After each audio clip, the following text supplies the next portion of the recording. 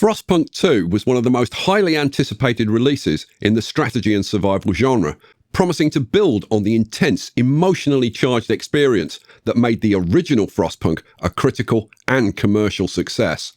The original game's combination of city building, survival mechanics, and narrative-driven choices created a gripping experience that forced players to make tough, morally challenging decisions to keep their citizens alive in a frozen, dying world. However, Frostpunk 2 seems to have lost the magic that made its predecessor so captivating. Despite its promise of expanding on the original's compelling premise, the sequel ultimately falls short, failing to capture the emotional depth, sense of urgency, and intimate connection with the community that defined the first game. Instead, Frostpunk 2 feels detached, tedious, and frustrating, as it sacrifices meaningful engagement for strategic scale and overcomplicated systems. One of the most significant disappointments in Frostpunk 2 is its failure to maintain the emotional connection to the people under your care, which was the core strength of the original game. In Frostpunk, every decision you made had a direct impact on the lives of individual citizens, and the game constantly reminded you of the human cost of your choices. Whether it was a child injured while working in a factory, a protest in the streets, or the desperate pleas of a mother begging you to save her sick child, Frostpunk was not just about managing resources. It was about managing hope, despair, and the fragile lives of the people who depended on you. Frostpunk 2, however, seems to abandon this human element in favour of a more strategic, high-level approach. Instead of managing individual buildings that house your citizens, you now build nondescript, anonymous districts that lack personality and significance. These districts feel more like abstract symbols of resource production rather than tangible parts of a living, breathing community. The game no longer emphasises the lives of the individuals who inhabit your city. Instead, it presents them as faceless statistics, numbers on a screen that you manage rather than protect. This shift dramatically reduces the emotional weight of your decisions and makes the game feel more like a cold, calculated strategy title rather than a survival story filled with human struggle. The move from individual buildings to districts is a crucial part of why Frostpunk 2 feels so disconnected. In the original game, every building you placed mattered. Each decision had a clear visual and mechanical impact. The warmth from the generator spread to homes. Medical posts filled with the sick and wounded, and factories churned out essential supplies. Every structure you built was a piece of the puzzle that directly affected your city's survival. However, in Frostpunk 2, the switch to districts robs the game of that intimate connection. You no longer build and oversee individual elements of your city. Instead, you place generic districts that fulfill various functions without the same sense of immediacy or personal touch. These districts are not just visually bland, they lack any real sense of individuality or importance. They blur together, making the city building aspect feel monotonous and uninspired. There's no longer the same satisfaction in carefully positioning a new steam hub to extend warmth to a cluster of homes, or the dread of watching a crucial coal mine shut down due to overwork. The city in Frostpunk 2 feels less like a desperate, struggling community and more like a sterile, impersonal simulation where the focus is on resource optimization rather than on human survival. Frostpunk 2 introduces a new voting system intended to add a layer of political tension and player choice.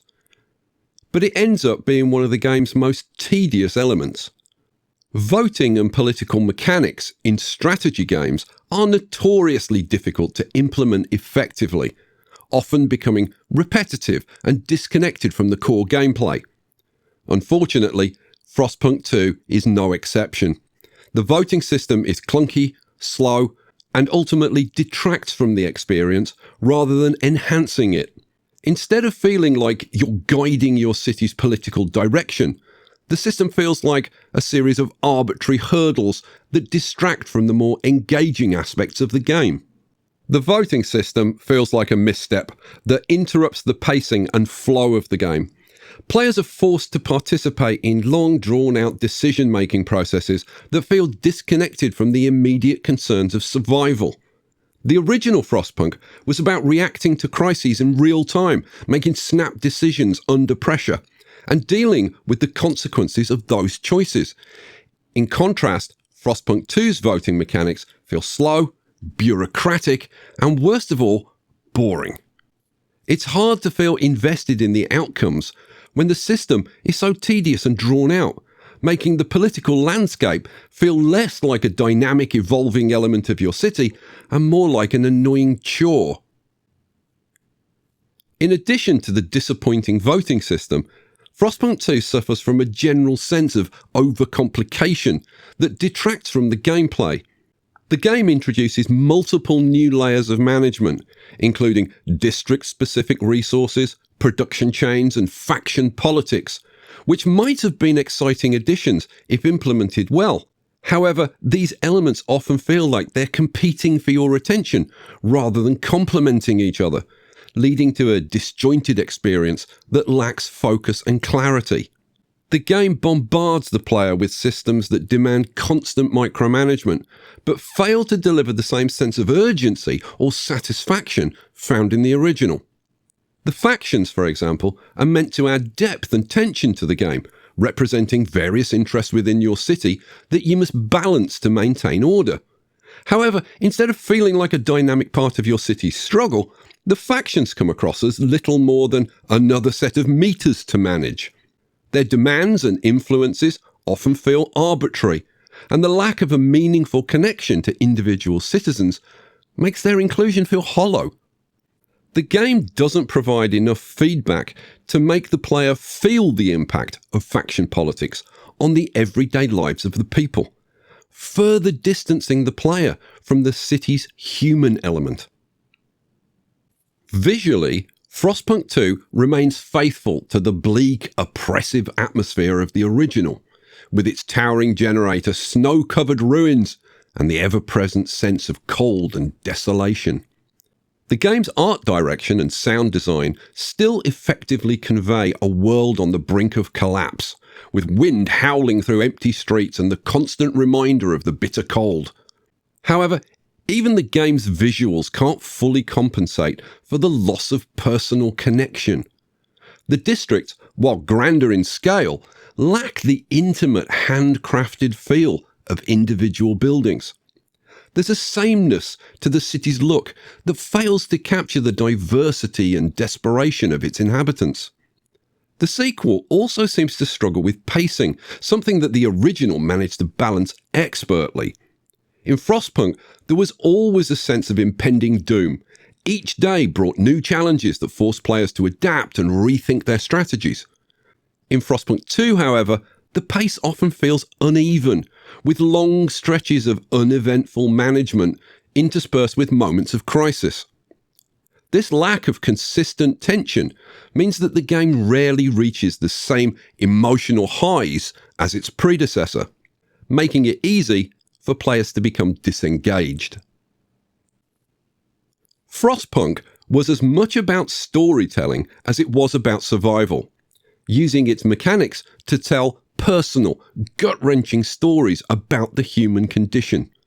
The moral dilemmas were not just gameplay choices, they were moments that forced you to question your ethics, your responsibilities, and your limits.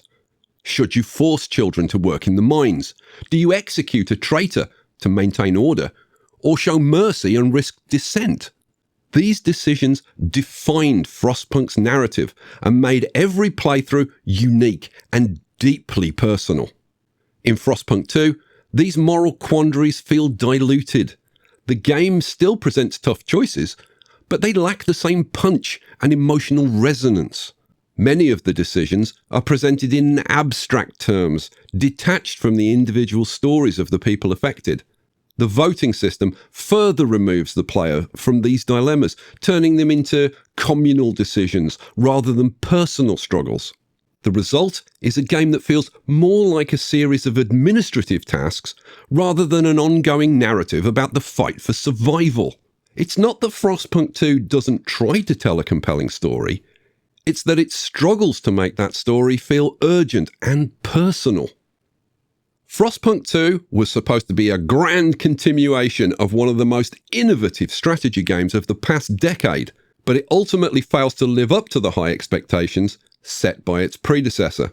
By moving away from the intimate, human-focused storytelling of the original and opting for a broader, more strategic approach, Frostpunk 2 loses much of the emotional engagement that made the first game so special. The switch to districts and the addition of a voting system further distance the player from the lives of the city's inhabitants, making the game feel impersonal and often tedious. While the game still captures the harsh, unforgiving atmosphere of its icy world, it fails to deliver the same level of tension and narrative depth. The strategic elements feel overcomplicated and disconnected, and the pacing lacks the urgency that kept players on the edge of their seats in the original. Frostpunk 2 is not without its merits.